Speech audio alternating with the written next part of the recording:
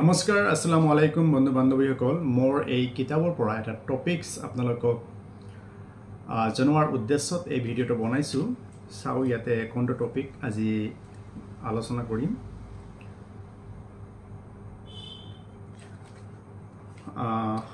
last এটা topics মই পাইছো পঞ্চায়ত নিৰ্বাচনত প্ৰাৰ্থীয়ে নমিনেশন পেপাৰত কি কথা উল্লেখ কৰিব লাগিব নাম্বাৰ 1 প্ৰাৰ্থীজনৰ সম্পূৰ্ণ নাম ঠিকনা বয়স আদি উল্লেখ কৰিব লাগিব সেকেন্ড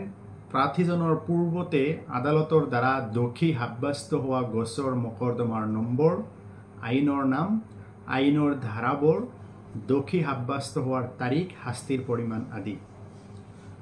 নাম্বাৰ 3 পূৰ্বতে খালাস হোৱা মকৰ্দমাৰ বিৱৰণ যেনে গোচৰৰ নম্বৰ আইনৰ ধাৰা আইনৰ নাম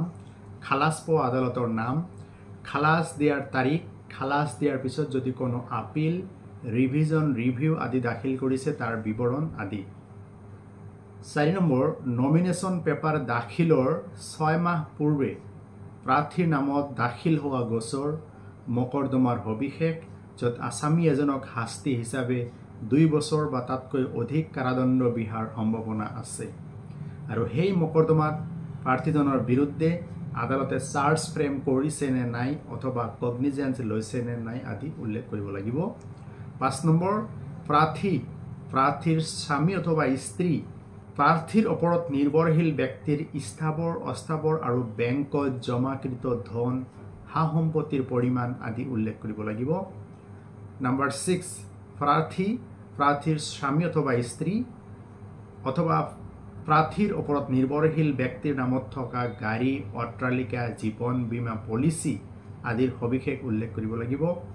নাম্বাৰ 7 কোনো বিত্তীয় সংস্থাৰ পৰা লোন বা ঋণ লোৱা থাকিলে